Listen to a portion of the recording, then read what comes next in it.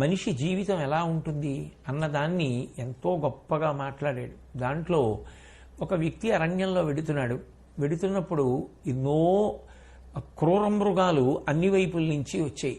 ఇన్ని క్రూర మృగాలు వచ్చేస్తున్నాయి, ఎక్కడ మీద పడిపోతాయో అని అడ్డదారుల వెంట వెళ్ళి తప్పుకునే ప్రయత్నం చేశాడు. ఎందరో దొంగలు వచ్చి మీద పడ్డారు. ఇప్పుడు ఆ దొంగల్ని చూసి భయపడిపోయి కదలలేక స్థాణువైపోయాడు. ఎక్కడి నుంచో ఒక స్త్రీ వచ్చి హఠాత్తుగా ఆయనని గట్టిగా కౌగిలించుకుని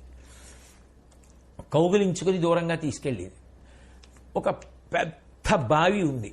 ఆ బావి మీద తీగలన్నీ అల్లుకుపోయాయి. అందుకని అది కింద బావి అని ఎవరికీ అర్థం కాదు. అటువంటి బావి మీదకి తీసుకెళ్ళింది. ఆ బావిలో పడిపోవాలి.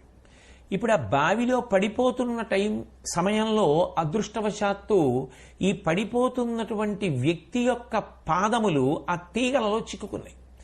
ఆ చిక్కుకోవడంలో అతని తల కిందకుంది, పాదములు పైకున్నాయి. నుయ్యి లోపలికి ఎంతో లోతు లేదు, ఇంకా ఆ కిందకుంది. పోనీ నూతిలో పడిపోదామా అన్న నూతిలోంచి ఒక పెద్ద పాము ఒకటి పైకి లేచి పడగెత్తి చూస్తోంది. కరవడానికి తను అందట్లేదు, కొంచెం అంత ఎత్తులో ఉన్నాడు. కానీ ఇంకొంచెం జారితే బాగుండు, తల మీద కరుద్దామని పాము చూస్తోంది. ఈలోగా ఎక్కడి నుంచో ఒక పెద్ద ఏనుగు ఒకటి వచ్చింది. ఇది చాలదన్నట్టు ఆ పక్కనే ఉన్నటువంటి ఎలకలు ఆ నూతి పక్కన ఉన్నటువంటి చెట్టు వేర్లు కొరికేస్తున్నాయి.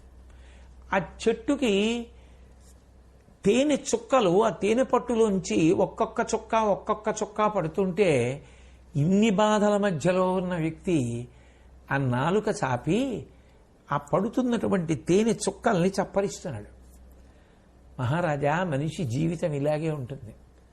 కాలం అనేటటువంటిది ఎవ్వరి కోసం ఆగదు. చెయ్యవలసిన పనులు చేస్తున్నా, చెయ్యవలసిన పనులు చేయకపోయినా, వినవలసిన మాటలు విన్నా, వినవలసిన మాటలు వినకపోయినా, చెయ్యకూడని పనులు చేస్తున్నా, మూర్ఖత్వంతో ఉన్నా, ఆర్ద్రతతో ఉన్నా కాలం మాత్రం వెళ్ళిపోతుంది. అలా వెళ్ళిపోతున్నప్పుడు అనేకమైనటువంటి రోగాలు చుట్టుముడతాయి. మనిషి శరీరం అన్న తర్వాత 365 రోజులు ఆరోగ్యంతో ఉండే అవకాశం ఉండదు కదా. ఎప్పుడో అప్పుడు ఏదో ఒక వ్యాధి వస్తూ ఉంటుంది. పోనీ ఒక సంవత్సరంలో కాకపోయినా ఎప్పుడో అప్పుడు ఏదో ఒక వ్యాధి వస్తుంది. వ్యాధులు చుట్టుముడుతుంటాయి. ఈ వ్యాధులు సరిపోలేదన్నట్టుగా అకస్మాత్తుగా ఒక స్త్రీ వచ్చి కౌగిలించుకొని తీసుకుపోయింది. అదే వృద్ధాప్యం. ఆ వృద్ధాప్యం వచ్చి పట్టుకున్న తర్వాత మనిషికి సంధిబంధములు సడలిపోతాయి, ఓపిక తగ్గిపోతుంది, జ్ఞాపక శక్తి క్షీణిస్తుంది, ఆకలి క్షీణించిపోతుంది. అయినా ఈ బంధనములనేటటువంటివి విడిచిపెట్టేవి కావు. తలకిందులుగా పడుంటాడు. మృత్యువు ఎదురు చూస్తూ ఉంటుంది, ఎప్పుడు పట్టుకుందామా అని.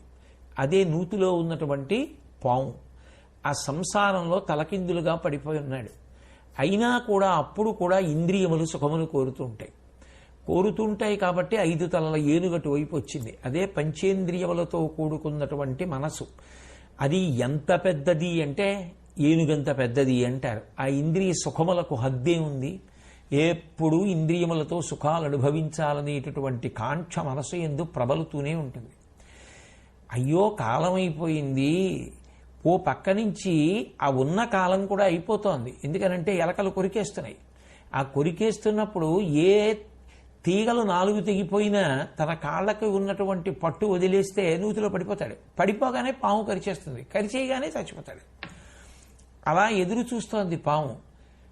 అప్పుడు కూడా ఏ ఇతర విషయాలు జ్ఞాపకానికి రాలేదు, ఏ మంచి మాటలు జ్ఞాపకానికి రాలేదు, ఏ భగవంతుడు జ్ఞాపకానికి రాలేదు, ఏ శరణాగతి జ్ఞాపకానికి రాలేదు. పడుతున్నటువంటి తేనె చుక్కల్ని చప్పరించే ప్రయత్నం చేస్తున్నాడు. మనిషి జీవితం అలాగే ఉంటుంది ధృతరాష్ట్ర మహారాజా.